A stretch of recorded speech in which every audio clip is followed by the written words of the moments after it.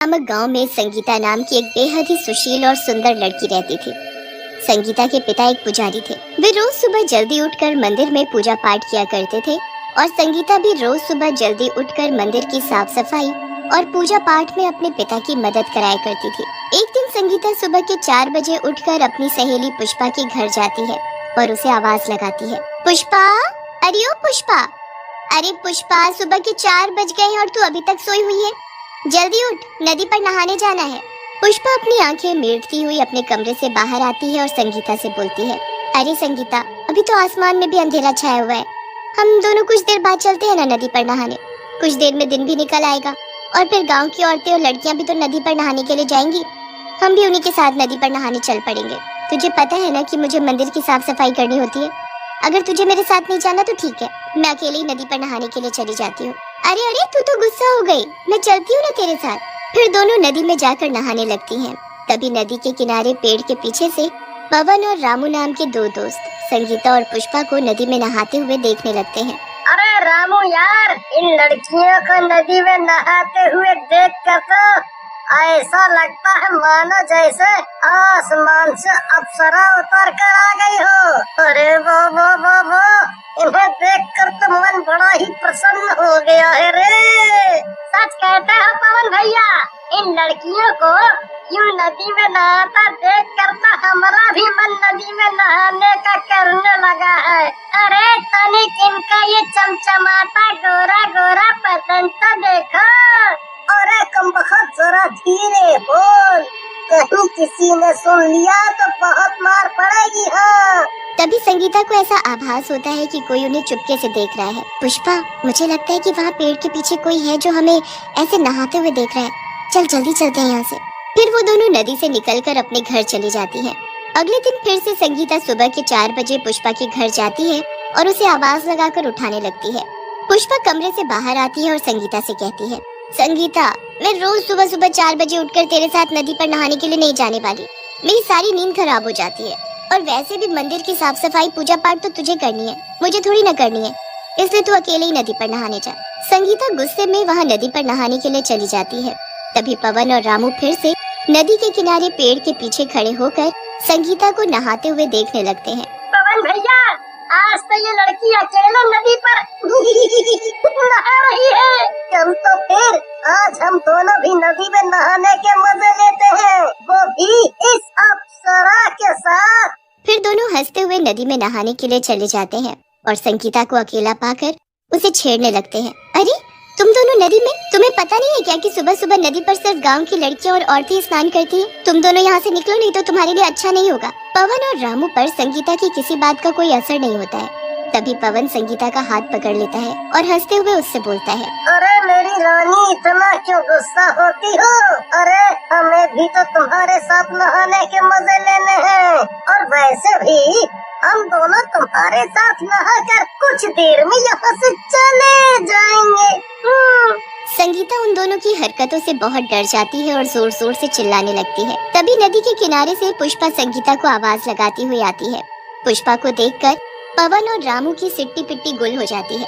अब तुम दोनों की खैर नहीं। मैं और मेरी सहेली तुम दोनों की इस हरकत के बारे में सारे गांव वालों को बताएंगी, देख लेना। पवन हंसते हुए बोलता है, तुझे मैं जिंदा छोड़ूंगा तभी तो तू मेरी इस हरकत को पूरे गांव में बताएगी। ऐसा बोलकर पवन संगीता को नदी में डुबोकर मार डालता है और फिर वो दोनों वहाँ से भाग जाते हैं। कुछ देर में पुष्पा वहाँ आती है और नदी में संगीता की लाश को तैरता देखकर जोर जोर से रोने लगती है और भागते हुए गांव जाती है और सभी को संगीता के मरने की खबर देती है। संगीता की मौत की बात सुनकर सभी को बहुत दुख होता है।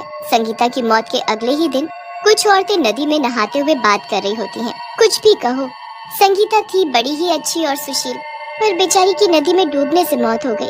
अरे तो उसे इतनी सुबह नदी के उस किनारे जाकर नहाने की जरूरत क्या थी? अरे जब पता है नदी के दूसरे किनारे पानी का ज्यादा बहाव होता है। अब नदी में डूबने से हो गई ना उसकी मौत। संगीता चुड़ैल के रूप में नदी में दूर खड़ी उन सारी औरतों की बातें सुनकर बोलती है, हे भगवान, इन सभी औरतों को लगता है कि मेरी मौत नदी में डूबने की वजह से हुई है, जबकि ऐसा है नहीं। उसी दिन दोपहर के समय नदी के पास से गगन नाम का एक आदमी गुजर रहा होता है कि तभी उसकी नजर नदी में नहा रही एक सुंदर लड़की पर पड़ती। अरे ये दोपहर के समय इतनी सुंदर लड़की नदी में काहे नहा रही है, और वो भी अकेले अकेले। तभी नदी में नहा रही लड़की उस आदमी को इशारा करके अपने पास बुलाती है। अरे बाबू, दूर से काहे ऐसे हमें घूरे जा रहे हो? अगर हमरे साथ नहाना है तो आ जाओ नदी में। गगन मुस्कुराते हुए जल्दी से नदी में उस लड़की के पास चला जाता है और जैसे ही उसे छूने की कोशिश करता है, वो लड़की एक डरावनी चुड़ैल का रूप ले लेती है और गगन को नदी में डुबोकर मार डालती है। फिर संगीता चुड़ैल इसी तरह से नदी के किनारे से गुजरने वाले लोगों को अपनी ओर आकर्षित करती है और जब वे नदी में उसके साथ नहाने आते तो उन्हें नदी में डुबोकर मार डालती। आए दिन नदी में लोगों के मरने की खबर से पूरा गांव सदमे में आ गया था। तभी गांव के कुछ लोग आपस में बातें करते हैं। अरे भाइयों, नदी में एक के बाद एक मौत हो रही है। ना जाने ऐसा क्या है उस नदी में जो एक एक करके हमारे गांव के आदमी नदी में डूबकर मरे जा रहे हैं। सही कह रहे हो भीमा भाई।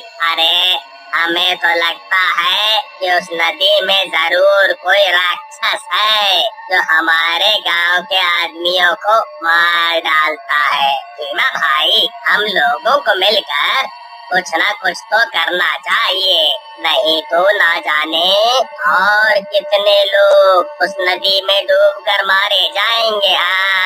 अगले दिन भीमा अपने भाई रमेश के साथ नदी के रास्ते जा रहा होता है कि तभी भीमा को नदी से किसी लड़की के गुनगुनाने की आवाज आती है। अरे रमेश, ये लड़की कौन है जो इस तरह से गुनगुनाते हुए नदी में नहा रही है? ये लड़की हमारे गांव की तो नहीं लगती।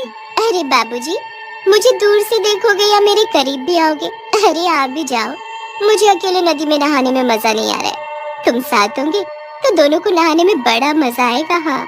सुंदर लड़की की बात सुनकर भीमा से रहा नहीं जाता और रमेश के मना करने पर भी भीमा नदी में उस सुंदर लड़की के साथ नहाने चला जाता है। कुछ ही देर में वो सुंदर लड़की चुड़ैल के रूप में आ जाती है और भीमा का गला दबाकर उसे नदी में डुबोने लगती है। रमेश जल्दी से गांव जाता है और गांव के लोगों और मुखिया जी को ये सारी बात बताता है। मुखिया जी, जल्दी से कुछ कीजिए, नहीं तो वो चुड़ैल मेरे भाई भीमा को भी मार डालेगी। फिर गांव के लोग और मुखिया जी पुजारी जी को लेकर नदी के पास जाते हैं। ए दुष्ट चुड़ैल, छोड़ दे इस बेचारे आदमी को। आखिर क्या बिगाड़ा है इसने तेरा जो तू उसे इस तरह से नदी में डुबोकर मार डालना चाहती है? मैं गांव के किसी आदमी को नहीं छोड़ूंगी, मार डालूंगी मैं सभी को। जैसे मुझे नदी में डुबोकर मार डाला, वैसे ही मैं भी गांव के आदमियों को नदी में डुबोकर मार डालूंगी। पुजारी जी, मुखिया जी, अरे रमेश, कोई तो कुछ करो, मुझे इस चुड़ैल के हाथों से बचाओ। ये क्या बोल रही है तू? आखिर तू है कौन जिसे नदी में डुबोकर मार डाला? चुड़ैल भीमा का गला छोड़ देती है और रोते हुए बोलती है, पिताजी, आपने अपनी बेटी को नहीं पहचाना। मैं संगीता हूँ और मुझे किसी और ने नहीं बल्कि हमारे गांव में रहने वाले पवन और रामू ने मिलकर नदी में डुबोकर मार डाला। चुड़ैल की ये बात सुनकर गांव के सभी लोग, मुखिया जी खासकर पुजारी जी, बहुत ही हैरान थे। ये क्या बोल रही हो तुम? तुम मेरी बेटी संगीता हो, पर मैं तुम पर यकीन कैसे करूं कि तुम संगीता हो? फिर चुड़ैल अपनी जादुई शक्ति से चुड़ैल के रूप से संगीता के रूप में बदल जाती है। अब तो आप सभी को यकीन हो गया ना कि मैं ही संगीता हूँ। पर बेटी, तुम्हारी मौत तो नदी में डूबने की वजह से हुई थी।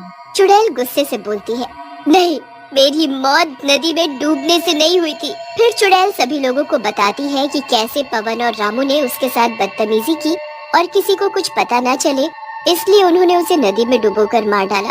जब तक पवन और रामू को उनके किए की सजा नहीं मिल जाती, मैं ऐसे ही लोगों को नदी में डुबोकर मारती रहूंगी। पुजारी जी मुखिया जी से कहते हैं, मुखिया जी, मेरी बेटी को न्याय दीजिए, नहीं तो वो ऐसे ही तड़पती रहेगी और लोगों को मारती रहेगी।